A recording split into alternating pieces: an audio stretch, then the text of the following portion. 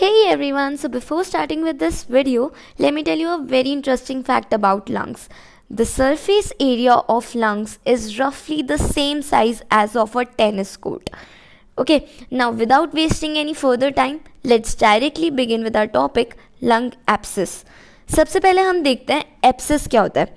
जब किसी body part का एक टिश्यू डेड हो जाता है, नेक्रोसिस हो जाता है किसी बॉडी पार्ट में, तो उस डेड टिश्यू की जगह पर एक कैविटी फॉर्म हो जाती है और उस कैविटी में जब पस अकमलेट कर जाता है तो उस कंडीशन को हम एब्सेस कहते हैं. मतलब एक टिश्यू डेड हुआ, नेक्रोसिस की वजह से उधर कैविटी बनी, उसमें पस अकमलेट हुआ और उसे हम एब्सेस कह रहे हैं. और जब ये लंग्स में देखने को मिलता है, लंग टिश्यू में, या फिर हम कह सकते हैं लंग पैरेन्काइमा में देखने को मिलता है, तो उसे हम बोलते हैं lung abscess. So lung abscess is a localised area of necrosis of a lung tissue. Localised area मतलब एक पर्टिकुलर पार्ट है लंग का, उसमें हमें देखने को मिल रहा है. एक लोकलाइज्ड एरिया है, कंप्लीट लंग इन्वॉल्व नहीं हो रहा. लोकलाइज्ड एरिया में नेक्रोसिस हो रहा है which is accompanied with suppuration in the cavity thereby formed. Necrosis के कारण जो कैविटी उधर बनी है, नेक्रोसिस का मतलब सेल डेथ ही होता है, उसमें उसके कारण जो कैविटी बनी है उसमें सप्यूरेशन हो रहा है. सप्यूरेशन का मतलब होता है पस का अकमलेट होना, पस अकमलेशन. तो उस कंडीशन को हम क्या बोलते हैं? Lung abscess. ओके, अब लंग एब्सेस के दो टाइप्स होते हैं, प्राइमरी और सेकेंडरी. प्राइमरी का मतलब होता है अगर कोई नॉर्मल लंग में एस्पायरेशन ऑफ इन्फेक्टेड मटेरियल के कारण लंग एब्सेस देखने को मिल रहा है तो उसे हम प्राइमरी लंग एब्सेस कहते हैं. एस्पायरेशन मतलब हम लोगों ने कोई इन्फेक्टेड मटेरियल स्वलो कर लिया और वो स्वलो होने के बाद ईसोफेगस के थ्रू स्टमक में जाने के बजाय लंग्स में एंटर हो रहा है ट्रेकिया के थ्रू, तो उस कंडीशन में लंग्स में एब्सेस हो सकता है और ये एक हेल्दी लंग में हो रहा है, तो इसे हम कहते हैं प्राइमरी लंग एब्सेस. प्राइमरी इसलिए क्योंकि इसका ओरिजिन लंग से है, कोई दूसरी कंडीशन या दूसरी जगह से इन्फेक्शन नहीं आ रहा, केवल हम एक इन्फेक्टेड मटेरियल एस्पायरेट कर रहे हैं और वो लंग में जाके एब्सेस क्रिएट कर रहा है. ओके, और सेकेंडरी लंग एब्सेस होने के लिए दो कंडीशन होती है. या तो ओरिजिनली लंग में कोई दूसरी डिजीज़ प्रेजेंट है, एब्सेस के अलावा कोई दूसरी डिजीज़ प्रेजेंट है तो उसके कारण भी हो सकता है, या फिर अगर इन्फेक्शन बॉडी के दूसरे पार्ट में और उधर से ट्रैवल करके वो लंग्स तक पहुंच रहा है तो वो भी सेकेंडरी लंग एब्सेस कॉज करा सकता है. तो secondary lung abscess develops as a complication of some other disease of the lung और फ्रॉम अनदर साइड. ओके, दोनों कंडीशंस हो सकती है. तो अभी तक हमने लंग एब्सेस की डेफिनेशन देखी और लंग एब्सेस के टाइप्स देखे. अब हम पढ़ते हैं एटियोपैथोजेनेसिस. एटियोपैथोजेनेसिस मतलब एटियोलॉजी प्लस पैथोजेनेसिस. एटियोलॉजी मतलब कॉजेज, लंग एब्सेस के कॉजेज, और पैथोजेनेसिस मतलब वो जो कॉजेज हैं वो किस तरीके से लंग एब्सेस को या फिर डिजीज़ को कॉज करवा रहे हैं हमारी बॉडी में, उस की पैथोलॉजी को हम बोलते हैं पैथोजेनेसिस. ओके, अब लंग एब्सेस के कॉजेटिव ऑर्गेनिजम्स कौन कौन से होते हैं, मतलब bacteria, streptococci, स्टेफिलोकोकाई and gram negative microbes, ये कॉज करा सकते हैं लंग एब्सेस. अभी किन किन मैकेनिज्म के थ्रू लंग एब्सेस कॉज कराते हैं? टोटल 5 मैकेनिज्म है. अभी हमने देखा था लंग एब्सेस के दो टाइप्स थे, प्राइमरी और सेकेंडरी, तो इनके बेसिस पे ही मैकेनिज्म डिराइव हुए हैं. सबसे पहला प्राइमरी में हमने पढ़ा था अगर हम कोई इन्फेक्टेड मटेरियल एस्पायरेट कर रहे हैं, एस्पायरेशन कर रहे हैं, तो उसके कारण लंग एब्सेस क्रिएट हो रहा है. तो सबसे पहला मैकेनिज्म हो जाएगा अगर पॉजिटिव ऑर्गेनिज्म जो इन्फेक्टिव एजेंट है वो हमारी बॉडी में, हमारे लंग्स में एंटर हो रहा है एस्पायरेशन के थ्रू, तो ये पहला मैकेनिज्म है. अब एस्पायरेशन किन किन चीज़ों का हो सकता है? जैसे कि फूड, हमारी माउथ में अगर कोई फूड के रिमिनेंट्स रह जाते हैं उसके कारण, या फिर कोई टूथ डिके है तो उसके भी इन्फेक्टेड मटेरियल जो होता है अगर हम वो स्वलो कर रहे हैं. गैस्ट्रिक कंटेंट जैसे कि वॉमिटिंग के जो रेजिड्यूज़ रह जाते हैं कभी कभी हमारे माउथ में, और अगर हम अननोइंगली उसको स्वलो कर लेते हैं और वो स्वलो करने के बाद ट्रेकिया में चला जाता है फेरिंग्स के थ्रू. फेरिंग्स क्या होती है? बेसिकली एक कॉमन ओपनिंग है दोनों की, अपने माउथ की भी, मतलब अपने ईसोफेगस और ट्रेकिया की दोनों की कॉमन ओपनिंग है फेरिंग्स. अगर फेरिंग्स के थ्रू ईसोफेगस में जाने के बजाय अगर ट्रेकिया में चला जाता है और ट्रेकिया के थ्रू लंग्स में चला जाता है तो ये लंग एब्सेस कॉज करा सकता है। फूड डिकेइंग टीथ का अगर कोई मटेरियल है, गैस्ट्रिक कंटेंट जैसे कि वॉमिटिंग, या फिर कोई नेक्रोटिक टिश्यू है from the lesion in mouth, nasopharynx और अपर रेस्पिरेटरी ट्रैक्ट, इन तीनों जगह पर अगर कोई लीजन हो गया है, लीजन जैसे कि अल्सर्स, और लीजन का जो इन्फेक्टेड मटेरियल है, नेक्रोटिक टिश्यू है, अगर वो हम स्वेलो कर लेते हैं, एस्पायरेट कर लेते हैं और लंग में पहुंच जाता है तो उसके थ्रू भी हो सकता है। ठीक है, अब इसकी फेवरेबल कंडीशंस कौन सी होती है जिसमें हम ये सारी चीज़ें स्वेलो कर लेते हैं या एस्पायरेट कर लेते हैं? स्लीप, अनकॉन्शियसनेस, एल्कोहलिज्म या फिर एनेस्थीसिया, क्योंकि इस टाइम हमारी जो कॉन्शियसनेस होती है वो पार्शियल होती है या फिर अनकॉन्शियस स्टेट ऑफ माइंड होती है, तो इसमें हम जनरली स्वेलो कर लेते हैं। और इसीलिए बोलते हैं कि we should never swallow the sputum, मतलब कभी जैसे गलती से लोग स्प्यूटम को स्वेलो कर लेते हैं तो वो डेंजरस भी हो सकता है क्योंकि वो लंग एब्सेस कॉज करा सकता है। ठीक है, सबसे पहला तो ये हुआ। फिर सेकंड होता है प्रीसीडिंग बैक्टीरियल इन्फेक्शन। अब हमने प्राइमरी का कॉज तो देख लिया, मैकेनिज्म। अब सेकेंडरी में हमने दो चीज़ें पढ़ी थी। सबसे पहले अगर लंग्स में कोई दूसरी डिजीज़ प्रेजेंट है या फिर कोई दूसरे बॉडी पार्ट से इन्फेक्शन ट्रेवल होके लंग्स तक पहुंच रहा है, तो सबसे पहला हम देखते हैं अगर लंग में लंग एब्सेस के अलावा कोई दूसरी कंडीशन या दूसरी डिजीज़ प्रेजेंट है, मतलब preceding bacterial infection, bacterial infection पहले से प्रेजेंट था और उसके बाद लंग एब्सेस डेवलप हो गया। तो ऐसी कौन कौन सी कंडीशंस हो सकती है? जैसे कि ब्रोंकोनिमोनिया, अगर निमोनिया ब्रोंकाई को इन्फेक्ट कर देता है तो उसे हम ब्रोंकोनिमोनिया कहते हैं। ट्यूबरक्यूलोसिस, ब्रोंकिएक्टेसिस में बेसिकली क्या होता है, जो ब्रोंकाई और ब्रोंक्यूल्स होती हैं उनमें इन्फ्लामेशन होता है। अब इन्फ्लामेशन हो रहा है तो वो जो वॉल्स होती हैं उनकी वो वीक हो जाती है, वीक होंगी तो वो डायलेट हो जाती है ईजीली, और उसके बाद म्यूकस प्रोडक्शन या स्प्यूटम का प्रोडक्शन जो होता है वो इंक्रीज़ हो जाता है। अब जब स्प्यूटम का प्रोडक्शन इंक्रीज़ हो रहा है ब्रोंकाई में तो वो पीछे ट्रैवल करके लंग्स में भी जा सकता है, और वो लंग्स में जाएगा तो वो लंग एब्सेस कॉज करा सकता है उधर। ठीक है, फिर उसके बाद आता है माइकोटिक इन्फेक्शंस, मतलब लंग्स के अगर कोई फंगल इन्फेक्शन है तो उसके कारण भी हो सकता है। ठीक है, अब थर्ड आता है सेप्टिक एम्बोलिज्म। थर्ड हमने पढ़ा था, सेकंड रीज़न क्या था सेकेंडरी लंग एब्सेस का, अगर कोई दूसरी जगह से इन्फेक्शन ट्रैवल होकर लंग्स तक पहुंच रहा है। सेप्टिक का मतलब होता है इन्फेक्टेड, और एम्बोलिज्म का तो हमको मतलब पता ही है, अगर इन्फेक्शन ट्रैवल कर रहा है। एम्बोलिज्म मतलब कोई एक फोकस है इन्फेक्शन का जो कि ट्रैवल कर रहा है। ठीक है, अब वो कहाँ से और किन किन रीजंस, कौन कौन सी डिजीज़ में ट्रैवल कर सकता है, जैसे कि इन्फेक्टेड एम्बोलाई ओरिजिनेटिंग फ्रॉम पाएमिया। पाएमिया मतलब अगर ब्लड में कोई पायोजेनिक माइक्रोब प्रेजेंट है और उसके कारण सेप्टिसीमिया हो जाता है, मतलब ब्लड में इन्फेक्शन हो जाता है, तो वो इन्फेक्शन ब्लड से लंग्स तक ट्रांसफ़र कर सकता है। सेकंड कॉज है थ्रोम्बोफ्लेबाइटिस। ये एक पेरिफेरल वेस्कुलर डिजीज़ है जो लेग्स के डीप वेन्स में होती है। इसमें जो लेग्स के डीप वेन्स होते हैं उसमें थ्रोम्बस बन जाता है। ठीक है, एक क्लॉट लाइक स्ट्रक्चर बन जाता है और वो इन्फेक्टेड होता है तो उसे हम थ्रोम्बोफ्लेबाइटिस कहते हैं। अब वो इन्फेक्टेड थ्रोम्बस जो है वो उधर से ओरिजिनेट करके वीनस सर्कुलेशन सिस्टम के थ्रू लंग्स में जा सकता है। ठीक है, फिर थर्ड रीज़न हो सकता है अगर हार्ट में ही इन्फ्लामेशन है। हार्ट की 3 लेयर्स होती हैं, इनर मोस्ट होती है एंडोकार्डियम। एंडोकार्डियम में अगर इन्फ्लामेशन है, एंडोकार्डाइटिस हो रहा है, और उधर इन्फ्लामेशन के कारण मतलब पहले बैक्टीरियल ग्रोथ प्रेजेंट है, वेजिटेशन प्रेजेंट है बैक्टीरिया का, और उसके कारण एंडोकार्डाइटिस हो रहा है, मतलब जो इनर मोस्ट लाइनिंग है हार्ट की उसमें इन्फ्लामेशन हो रहा है। तो वो जो इन्फेक्शन है, मतलब वो जो बैक्टीरियल वेजिटेशन है या बैक्टीरियल ग्रोथ हम कह सकते हैं, वो उधर से ओरिजिनेट होकर उसका एक पार्ट ओरिजिनेट होकर लंग्स तक ट्रैवल कर सकता है। ठीक है, अब ये तीनों रीजंस है, पाएमिया, थ्रोम्बोफ्लेबाइटिस और बैक्टीरियल एंडोकार्डाइटिस के केस में एम्बोलाई ओरिजिनेट करेगा और सबसे पहले वो जाता है वीनस सर्कुलेशन में। अब हमें पता है वीनस सर्कुलेशन कहाँ जाती है, राइट साइड ऑफ हार्ट में।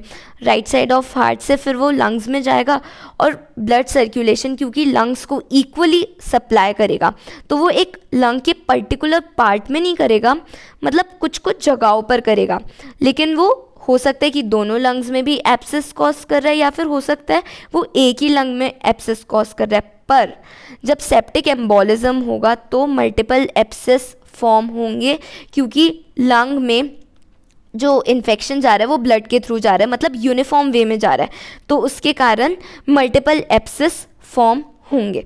ओके, तो अभी तक हमने 3 वो पढ़े मैकेनिज्म, जो प्राइमरी लंग एब्सेस के थे और सेकेंडरी लंग एब्सेस के थे। सबसे पहला एस्पायरेशन, सेकेंड था अगर कोई प्रीसीडिंग बैक्टीरियल इन्फेक्शन है, और थर्ड अगर वो कई दूसरी जगह से ट्रांसफ़र हो रहा है, मतलब सेप्टिक एम्बोलिज्म।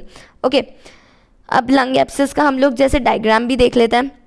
जैसे इस डायग्राम में क्या दिखा रहा है, ये लंग है और एक लंग का पर्टिकुलर पार्ट है जिसमें टिश्यू डेड हो गया, हो गया और उसके कारण उधर कैविटी बन रही है, और कैविटी बनने के बाद उधर पस अकमलेट हो रहा है। हम देख सकते हैं इधर प्लूरल स्पेस में भी है जो प्लूरल मेम्ब्रेन्स के बीच में, और लंग के पैरेन्काइमा में भी है।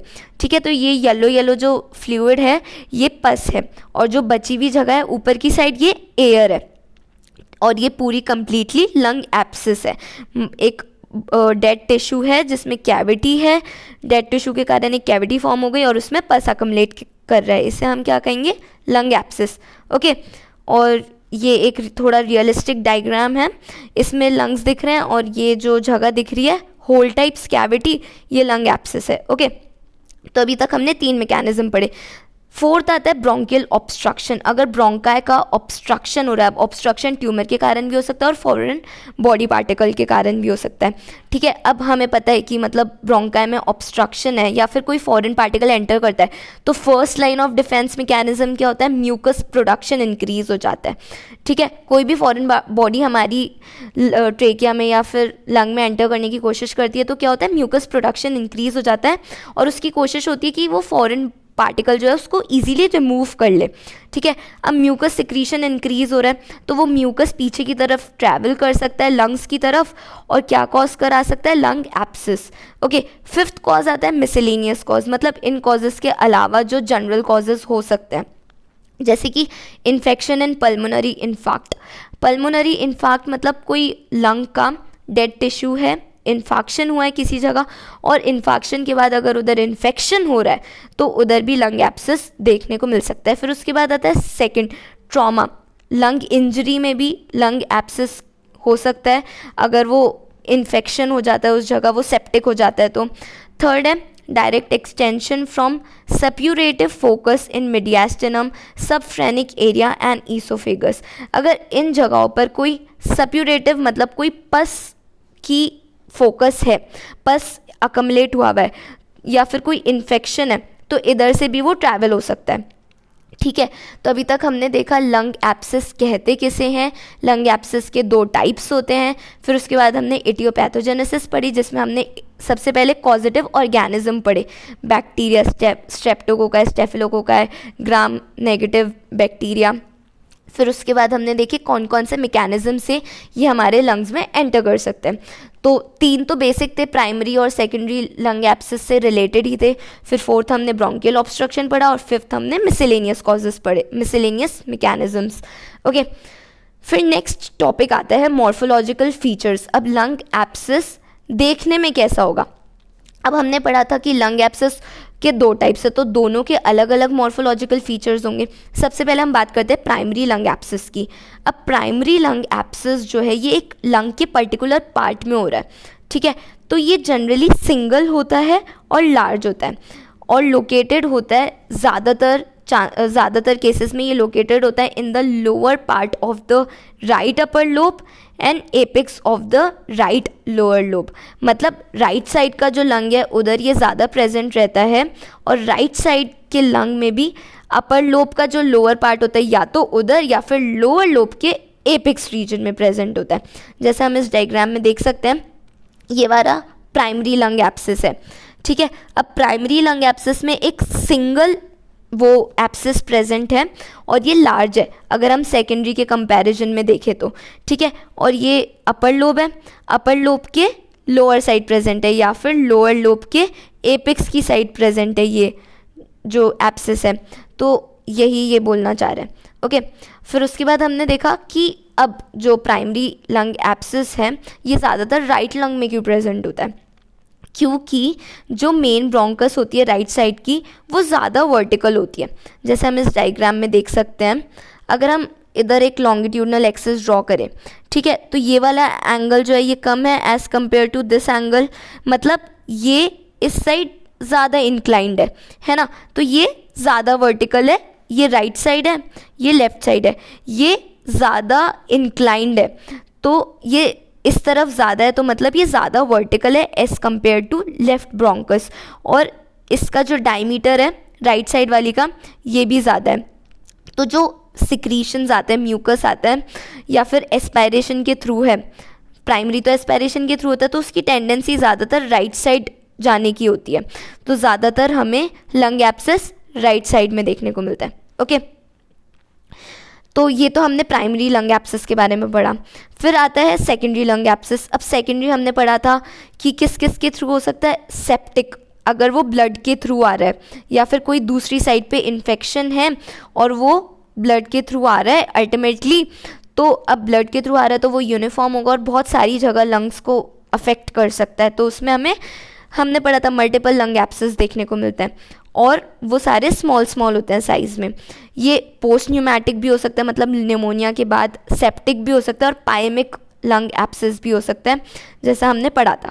फिर these are scattered throughout the lung, दोनों में यही डिफरेंसेस है। वो तो एक जगह प्रेजेंट होता है, सिंगल होता है, लार्ज होता है और ज़्यादातर राइट साइड ऑफ लंग में प्रेजेंट होता है, लेकिन जो सेकेंडरी होता है वो छोटे छोटे होते हैं, स्मॉल होते हैं, मल्टीपल होते हैं और लंग्स में स्कैटर्ड होते हैं। इसमें हम देख सकते हैं दोबारा, ओके। फिर इसके बाद आती है मॉर्फोलॉजिकल फीचर्स में ग्रॉस स्टडी और माइक्रोस्कोपिक एग्जामिनेशन। ग्रॉस स्टडी मतलब जो हम नेकेड आई से देख सकते हैं और माइक्रोस्कोपिक एग्जामिनेशन जो हम माइक्रोस्कोप के अंडर देखते हैं एब्सिस के बारे में, ठीक है। अब लंग एब्सिस का साइज मिलीमीटर्स में भी हो सकता है और सेंटीमीटर्स में भी हो सकता है। अगर प्राइमरी लंग एब्सिस है तो वो लार्ज होगा, तो वो सेंटीमीटर्स में होगा, मतलब 2 to 6 सेंटीमीटर हो सकता है डायमीटर में। लेकिन अगर वो सेकेंडरी लंग एब्सिस है तो वो मिलीमीटर्स में होगा, ओके। और इनिशियली लंग एब्सिस की जो वॉल होती है वो पुअरली डिफाइंड होती है, वो प्रॉपर नहीं होती initially, poorly defined ragged wall होती है।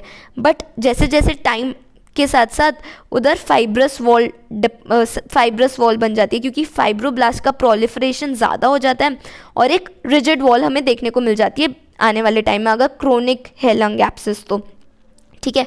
और कैविटी तो हमें देखने को मिलती है, हमने अभी भी पहले भी देखा था, नेकेड आई से कैविटी देखने को मिलती है जिसमें एक्सुडेट प्रेजेंट होते हैं, सप्यूरेशंस प्रेजेंट होते हैं, ओके।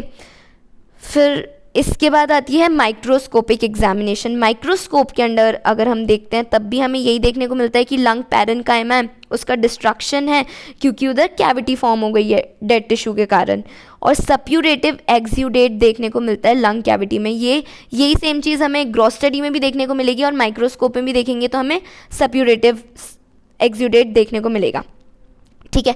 अब जैसे हमने उधर पढ़ा था इनिशियली जो वॉल होती है वो कैसी होती है, रैग्ड होती है, पुअरली डिफाइंड होती है, क्योंकि और वो सराउंडेड होती है स्टार्टिंग में तो अक्यूट इन्फ्लामेशन से, लेकिन later on chronic inflammatory sales उधर आने लग जाते हैं जैसे जैसे कंडीशन प्रोलॉन्ग होती जाती है। क्रोनिक इन्फ्लामेटरी सेल्स कौन कौन से, लिम्फोसाइट्स, प्लाज्मा सेल्स, मैक्रोफेजेस, ये सब उधर आने लग जाता है। और हमने पढ़ा था फाइब्रोब्लास्ट का भी प्रोलिफरेशन इंक्रीज हो जाता है तो फाइब्रोकोलैजनिक वॉल हमें देखने को मिलती है क्रोनिक केसेस में, ये हमने ग्रॉस स्टडी में भी पढ़ा था, ठीक है। ये हुए मॉर्फोलॉजिकल फीचर्स जिसमें हमने सबसे पहले देखा प्राइमरी और सेकेंडरी लंग एब्सिस के डिफरेंसेस। इसके बाद हमने देखा ग्रॉस स्टडी और माइक्रोस्कोपिक स्टडी, ठीक है। फिर इसके बाद आते हैं क्लिनिकल फीचर्स। अब क्लिनिकल फीचर्स के लिए मैंने एक बहुत अच्छा और बहुत सिंपल निमोनिक डिज़ाइन मतलब बनाया है। आई होप आप लोगों को इससे लर्न करना ईजी होगा, ठीक है। निमोनिक है, on seeing a girl guys winks flirts take her to the CCD cafe coffee day and H&M, but in 20% cases she cuts. Offend मत होना और मेरे को जज भी मत करना, ये जस्ट एक निमोनिक है, ठीक है। तो ज़्यादातर केसेस में क्या होता है, 80% केसेस में हमें क्या सिम्टम्स देखने को मिलता है और 20% केसेस में हमें क्या सिम्टम्स देखने को मिलता है। 80% केसेस के लिए निमोनिक है कि जब एक लड़का लड़की को देखता है तो वो सबसे पहले आँख मारता है, विंक करता है, फिर उसके बाद फ्लर्ट करता है, उसको CCD लेके जाता है, H&M लेके जाता है, और 20% केसेस में वो लड़की उसका काट देती है, ठीक है। तो W से होगा वेट लॉस। ये हम बात कर रहे हैं 80% केसेस में हमें क्या सिम्टम्स देखने को मिलता है लंग एब्सेस के। सबसे पहले वेट लॉस, F से फीवर, CCD से कफ हमें देखने को मिलता है, ऑब्वियसली चेस्ट पेन, डेबिलिटेशन, वो प्रॉपरली ब्रीथ नहीं कर पाएगा, हाइपोक्सिक कंडीशन होगी तो उसको वीकनेस फील होगी, ऑब्वियस बात है। डेबिलिटेशन का मतलब होता है फिजिकल वीकनेस। फिर उसके बाद हेमोप्टिसिस, जो हमारा स्प्यूटम होगा उसमें ब्लड देखने को मिलेगा। मैलेज मतलब डिस्कम्फर्ट, ओके। तो ये निमोनिक इन सब के लिए। फिर उसके बाद 20% केसेस में क्या होता है, शी कट्स मतलब C, क्लबिंग ऑफ फिंगर्स और टोज़ हमें देखने को मिलती है। क्लबिंग मतलब क्या होता है, जैसे इस फोटो में अगर हम देखें तो इसमें जो नेल बेड है उसकी हाइपरट्रॉफी हो गई। हम देख सकते हैं कि किस तरीके से नेल कर्व, जो नेल है वो कर्व हो गया और नेल के नीचे जो स्किन है वो काफ़ी थिक हो गई है, मतलब मोटा, फिंगर टिप्स जो हैं काफ़ी मोटे हो गए, उनकी हाइपरट्रॉफी हो गई है। तो इसे हम बोलते हैं clubbing of nails, clubbing of fingers and toes. इसके बहुत सारे रीज़न होते हैं, उसमें से एक रेस्पिरेटरी कॉज भी है जैसे कि लंग एब्सेस, ओके। तो ये सारे तो हुए क्लिनिकल फीचर्स। इसके बाद आता है कि ये एक कॉम्प्लिकेशन है, सेकेंडरी अमाइलॉइडोसिस। इसका मतलब ये है कि अगर लंग एब्सेस बहुत ज़्यादा लंबे टाइम से चल रहा है, chronic long standing lung abscess का केस है, तो सेकेंडरी अमाइलॉइडोसिस भी हो सकता है। ऐसा क्यों? क्योंकि अगर बहुत टाइम से लंग एब्सेस किसी पेशेंट को है तो मतलब काफ़ी लंबे टाइम से इन्फ्लेमेशन है ना। और अगर इन्फ्लेमेशन होता है तो हमारा लिवर अमाइलॉइड प्रोटीन का प्रोडक्शन करता है, और अगर लंबे टाइम से इन्फ्लेमेशन है तो अमाइलॉइड प्रोटीन का प्रोडक्शन जो होगा वो इंक्रीज़ हो जाएगा। फिर वो जो अमाइलॉइड प्रोटीन है अगर प्रोडक्शन ज़्यादा हो रहा है तो वो एल्वियोलाई की मेम्ब्रेन पे और कैपिलरीज जो प्रेजेंट होती है उधर डिपॉजिट होने लग जाएगा। तो दोनों की, एल्वियोलाई की और कैपिलरीज की जो वॉल्स होंगी वो डैमेज हो जाएंगी, और फिर इसके बाद गैस का एक्सचेंज नहीं हो पाएगा और discomfort, physically weak, hypoxic condition, ये सारी चीज़ें हमें देखने को मिलेगी, मतलब जितने भी क्लिनिकल फीचर्स हैं, सिम्टम्स हैं, okay. So this completes our lung abscess from the point of view of pathology subject, okay. तो हमने स्टार्टिंग से देखते हैं क्या क्या पढ़ा। सबसे पहले हमने देखा लंग एब्सेस क्या होता है, लंग एब्सेस के टाइप्स कौन कौन से होते हैं। फिर उसके बाद हमने देखा कि लंग एब्सेस की इटियोपैथोजेनेसिस, जिसमें हमने कॉजेटिव ऑर्गेनिज्म देखे और 5 मैकेनिज्म देखे। उसके बाद हमने मॉर्फोलॉजी देखी जिसमें हमने प्राइमरी और सेकेंडरी की दोनों की देखी। फिर उसके बाद gross study, microscopic examination and last में क्लिनिकल फीचर्स। तो यहाँ तक तो पैथोलॉजी सब्जेक्ट कहा जाता है। इसके बाद मैं एक और वीडियो अपलोड कर रही हूँ जिसमें मेडिसिन सब्जेक्ट के अकॉर्डिंग है, और अगर आपको मेडिसिन सब्जेक्ट के अकॉर्डिंग भी पढ़ना है तो आप इसमें से जो मॉर्फोलॉजी है उसका पार्ट ओमिट करके बाकी पूरी वीडियो पढ़ सकते हो, मतलब एग्ज़ाम के पॉइंट ऑफ व्यू से। और जो जनरल मेडिसिन के सब्जेक्ट का पार्ट होगा वो अलग से आपको मेरी प्लेलिस्ट में मिल जाएगा। प्लेलिस्ट का नाम जनरल मेडिसिन ओनली, ठीक है। तो आई होप आप लोगों को ये वीडियो समझ आई होगी, and if you want the pictures of my notes you can refer to my Instagram page by the name Caduceus_Khyati. Thank you so much.